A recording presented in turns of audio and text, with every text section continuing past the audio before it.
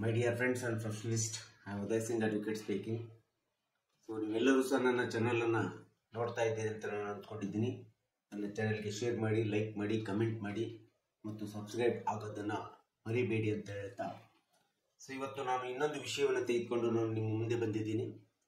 So ನಾನು ಇವತ್ತು ಆಯ್ಕೆ ಮಾಡಿಕೊಂಡಿರ್ತಕ್ಕಂಥ ವಿಷಯ ಅಂತಂದ್ರೆ, so negotiable instrument act 143 section A ಅಡಿಯಲ್ಲಿ ಮಧ್ಯಂತರ ಪರಿಹಾರ ಈ ಒಂದು ವಿಷಯದ ಬಗ್ಗೆ ಕುರಿತು ನಾನು ಇವತ್ತು ಈ ವಿಡಿಯೋದಲ್ಲಿ ನಿಮ್ಮ ಮುಂದೆ ಹಂಚಿಕೊಳ್ಳಲಿಕ್ಕೆ ಪ್ರಯತ್ನ ಮಾಡ್ತಾ ಇದ್ದೀನಿ.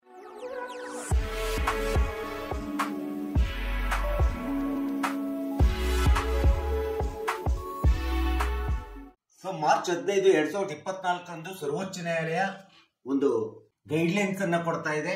ಅದು Rakesh Ranjan Srivastava versus Jharkhand and others ಎಂಬತಕ್ಕಂಥ ಒಂದು ಕೇಸ್ ಕ್ಲಾಸ್ ನಲ್ಲಿ ನೆಗೋಷಿಯಬಲ್ ಇನ್ಸ್ಟ್ರೂಮೆಂಟ್ ಆಕ್ಟ್ 143 ಅಡಿಯಲ್ಲಿ ಮಧ್ಯಂತರ ಪರಿಹಾರದ ಬಗ್ಗೆ ತನ್ನದೇ ಆದಂತ ಒಂದು ಗೈಡ್ಲೈನ್ಸ್ ಅನ್ನು ಕೊಟ್ಟಿದೆ. ನೆಗೋಷಿಯಬಲ್ ಇನ್ಸ್ಟ್ರೂಮೆಂಟ್ ಆಕ್ಟ್ ಸೆಕ್ಷನ್ 138 ನಲ್ಲಿ ಕೇಸ್ ಅನ್ನ ಚೆಕ್ ಡಿಸಾನರ್ ಕೇಸ್ ಅನ್ನ ಫೈಲ್ ಮಾಡ್ತಾ ಇರೋದು ಸಹಜವಾಗಿ ನಿಮ್ಗೆಲ್ಲರಿಗೂ ಗೊತ್ತಿದೆ. ಸೊ ನೆಗೋಷಿಯಬಲ್ ಇನ್ಸ್ಟ್ರೂಮೆಂಟ್ ಆಕ್ಟ್ 138 ಅಡಿಯಲ್ಲಿ ಫೈಲ್ ಮಾಡುವಂತ ಸಂದರ್ಭದಲ್ಲಿ ಕೇಸ್ ಚೆಕ್ ಡಿಸಾನರ್ ಕೇಸ್ ಅಥವಾ ಚೆಕ್ ಬೌನ್ಸ್ ಕೇಸ್ ಅನ್ನ ಫೈಲ್ ಮಾಡುವಂತ ಸಂದರ್ಭ ಬಂದಾಗ ಸಹಜವಾಗಿ 30 ದಿನಗಳು ಪ್ಲಸ್ 15 ದಿನಗಳು ನೋಟಿಸ್ ಪೀರಿಯಡ್ ಅನ್ನು ನಾವು ಕೌಂಟ್ ಮಾಡ್ತೀವಿ. ಒಟ್ಟಾರೆ 45 ದಿನದೊಳಗಡೆ ಚೆಕ್ ಬೌನ್ಸ್ ಕೇಸ್ ಅನ್ನು ನಾವು ಫೈಲ್ ಮಾಡ್ತೀವಿ. ಒಂದು ವೇಳೆ 45 ದಿನ ತಡವಾಯಿತು ಅಂದ ಸಂದರ್ಭದಲ್ಲಿ ಇದೇ ಸೆಕ್ಷನ್ 142 ಬಿ ಅಡಿಯಲ್ಲಿ ಡಿಲೇ ಕಂಡೋನೇಷನ್ ಅಪ್ಲಿಕೇಶನ್ ಅನ್ನು ಹಾಕಿ ಸಕಾರಣವನ್ನು ಕೊಟ್ಟು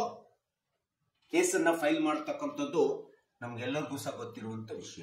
ಮೊಟ್ಟ ಮೊದಲನೇದಾಗಿ ಪ್ರೈವೇಟ್ ಕಂಪ್ಲೇಂಟ್ ರಿಜಿಸ್ಟ್ರೇಷನ್ ಆಗುತ್ತೆ. ನಂತರದಲ್ಲಿ ಚೆಕ್ ಬೌನ್ಸ್ ಆಗಿದೆ ಅಥವಾ ಡಿಸೈನರ್ ಆಗಿದೆ ಎಂಬತಕ್ಕಂಥದ್ದನ್ನ ದಾಖಲಾತಿಗಳನ್ನ ಸಂಪೂರ್ಣ ಟ್ರಯಲ್ ಕೋರ್ಟ್ ವಿಚಾರಣೆ ಮಾಡಿದ ನಂತರ ಕ್ರಿಮಿನಲ್ ಕೇಸ್ ಅಂತೇಳಿ ಕಾಗ್ನಿಸಬಲ್ ತೆಗೆದುಕೊಂಡು ಕ್ರಿಮಿನಲ್ ಕೇಸ್ ಅಂತೇಳಿ ಆರೋಪಿಗೆ ನಾವು ಚೆಕ್ ಬೌನ್ಸ್ ಕೇಸ್ ನಲ್ಲಿ ಹೊರಿಸತಕ್ಕಂಥದ್ದು ಒಂದು ಕಾನೂನಿನ ಪ್ರಕ್ರಿಯೆ.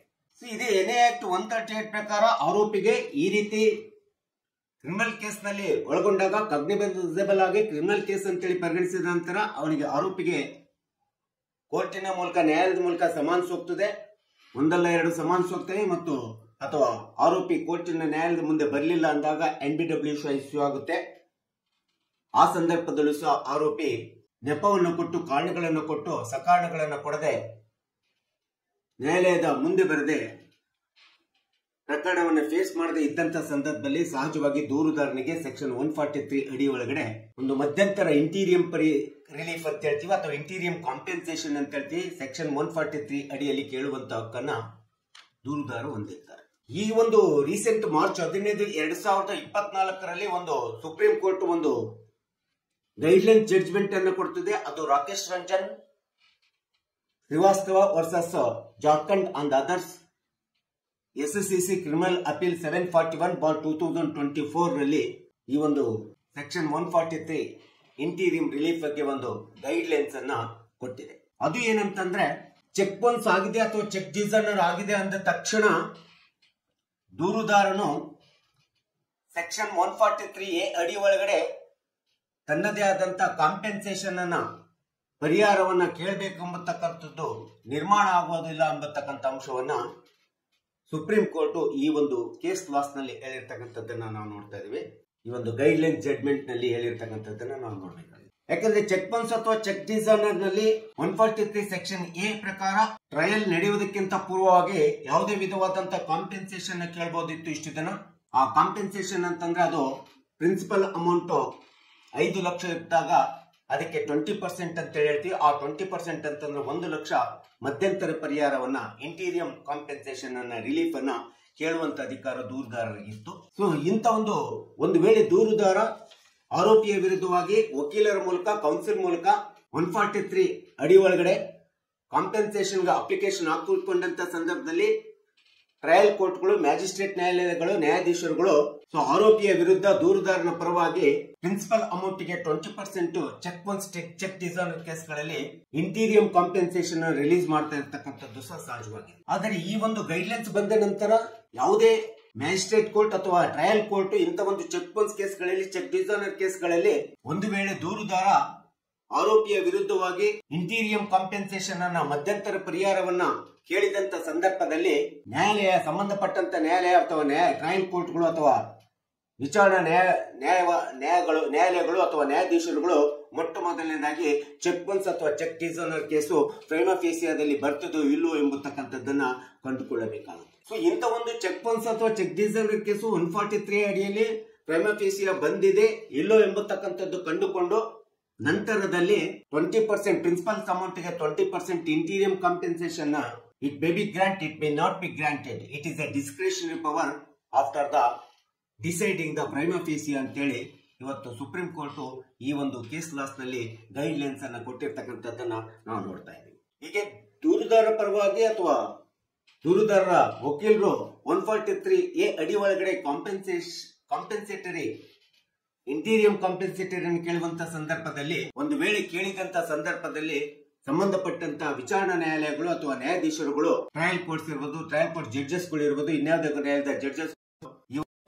ಉದ್ದೇಶವನ್ನು ಮಾಡತಕ್ಕಂಥದ್ದು it is only for not a mandatory ಅಂತೇಳಿ ಈ ಒಂದು ಕೇಸ್ ಲಾಸ್ ನಲ್ಲಿ Rakesh Srivastava and versus Jharkhand state and others ಎಂಬತಕ್ಕಂತ ಕೇಸ್ ಲಾಸ್ ನಲ್ಲಿ ಗೈಡ್ ಲೈನ್ಸ್ ಅನ್ನು ಕೊಟ್ಟಿರ್ತಕ್ಕಂಥದ್ದನ್ನ ನಾವಿಲ್ಲಿ ನೋಡ್ತಾ ಇದ್ದೀವಿ. ಅದೇ ಒಂದು ಈ ರೀತಿಯಾದಂತ 143A ಅಡಿಯೊಳಗಡೆ ಪ್ರೀ ಕಾಂಪೆನ್ಸೇಟರಿ ಇಂಟೀರಿಯಂ ರಿಲೀಫ್ ಅನ್ನ ಗ್ರಾಂಟ್ ಮಾಡಬಹುದು, ಮಾಡದೇ ಇರತಕ್ಕಂತ ಅಧಿಕಾರ ನ್ಯಾಯಾಧೀಶರಿಗಿದ್ರೆ ಒಂದು ವೇಳೆ ಚೆಕ್ ಬೌನ್ಸ್ ಆದಂತ ಚೆಕ್ ಡಿಸಾನರ್ ಆದಂತ ಸಂದರ್ಭದಲ್ಲಿ ಆರೋಪಿಗೆ ಏನಾದ್ರೂ ಅದು ಸಾಬೀತಾಗಿ ಪ್ರಕರಣ ಮೊಕದ್ದಮೆ ಸಾಬೀತಾಗಿ ಶಿಕ್ಷೆಗೆ ಒಳಗಾದ ಸೆಕ್ಷನ್ 148 ಅಡಿಯಲ್ಲಿ ಶಿಕ್ಷೆಗೆ ಒಳಗಾದ ಅಂದ್ರೆ ಕನ್ವಿಕ್ಷನ್ ಆದ ಅಂತಂದ್ರೆ ಅಂತ ಸಂದರ್ಭದಲ್ಲಿ ಒಂದು ವೇಳೆ ಆರೋಪಿ ತನ್ನ ಶಿಕ್ಷೆಯನ್ನ ತಪ್ಪಿಸಿಕೊಳ್ಳಿಕ್ಕೆ ಅಥವಾ ಶಿಕ್ಷೆಯನ್ನು ಪುನರ್ ಪರಿಶೀಲನೆಗಾಗಿ ಅಪೀಲ್ ಹೋದಂತ ಸಂದರ್ಭದಲ್ಲಿ ಮೇಲ್ಮನವಿಗೆ ಹೋಗ್ತಾನೆ ಎಂಬತಕ್ಕಂಥ ಸಂದರ್ಭದಲ್ಲಿ ಮಾತ್ರ ಕನ್ವಿಕ್ಷನ್ ಆದಂತ ಸಂದರ್ಭದಲ್ಲಿ ಆರೋಪಿಯು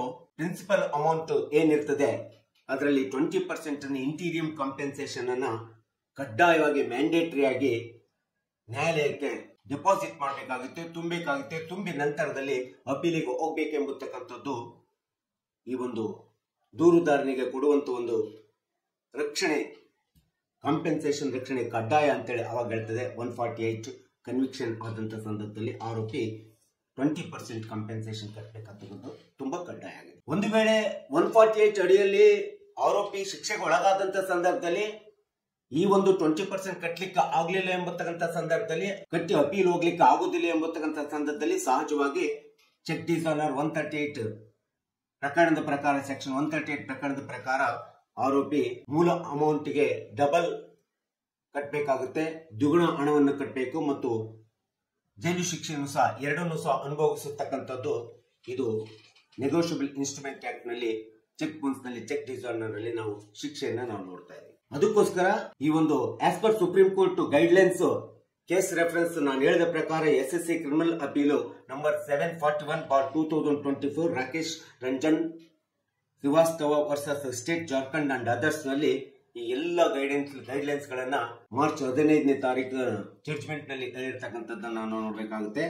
ಹೀಗೆ ಸುಪ್ರೀಂ ಕೋರ್ಟ್ ಜಡ್ಜ್ಮೆಂಟ್ ನ ಗೈಡ್ಲೈನ್ಸ್ ಪ್ರಕಾರ 143A ಎಂಬತಕ್ಕಂಥದ್ದು ಇಂಟೀರಿಯಂ ಕಾಂಪೆನ್ಸೇಷನ್ ಅನ್ನ ಸ್ಯಾಂಕ್ಷನ್ ಮಾಡುವಂತ ಅಥವಾ ಆರ್ಡರ್ ನ ಮಾಡುವಂತ ಸ್ಯಾಂಕ್ಷನ್ ಆರ್ಡರ್ ನ ಮಾಡುವಂತ ಬಿಡುವಂತ ಅಧಿಕಾರ it is only for the directory but not a mandatory.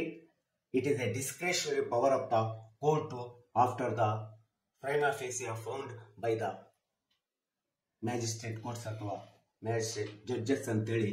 So ಈ ಒಂದು ಸುಪ್ರೀಂ ಕೋರ್ಟಿನ ಗೈಡ್ ಲೈನ್ಸ್ ಅನ್ನ ನಮಗೆ ಈ ಒಂದು ಕೇಸ್ ರೆಫರೆನ್ಸ್ ನಲ್ಲಿ ಹೇಳಿರ್ತಕ್ಕಂಥದ್ದನ್ನ ನಾವೆಲ್ಲರೂ ಸಹ ಗೊತ್ತಾಗಬೇಕು, ತಿಳ್ಕೋಬೇಕು ಎಂಬತಕ್ಕಂಥ ಹಿನ್ನೆಲೆಯನ್ನು ಇಟ್ಕೊಂಡು ಕಕ್ಷಿದಾರರಿಗೆ, ಸಾರ್ವಜನಿಕರಿಗೆ ಮತ್ತು ನಮಗೆಲ್ಲರಿಗೂ ಗೊತ್ತಾಗಲಿ ಅಂತೇಳಿ ಇಟ್ಕೊಂಡು ಈ ವಿಡಿಯೋನ ಮಾಡಿದ್ದೀನಿ. ಸೊ ದಯವಿಟ್ಟು ಈ ವಿಡಿಯೋ ಇಷ್ಟ ಆಗಿದ್ರೆ ಶೇರ್ ಮಾಡಿ, ಲೈಕ್ ಮಾಡಿ, ಕಮೆಂಟ್ ಮಾಡಿ ಮತ್ತು ಸಬ್ಸ್ಕ್ರೈಬ್ ಆಗೋದನ್ನು ಮರಿಬೇಡಿ ಅಂತ ಹೇಳ್ತಾ ಸೊ ಇವತ್ತಿನ ವಿಡಿಯೋಕ್ಕೆ ವಿರಾಮವನ್ನು ಹೇಳ್ತೀನಿ. ಇನ್ನೊಂದು ವಿಷಯವನ್ನು ತೆಗೆದುಕೊಂಡು ನಾನು ಮುಂದೆ ಬರ್ತೀನಿ. ಜೈ ಹಿಂದ್, ಜೈ ಕರ್ನಾಟಕ.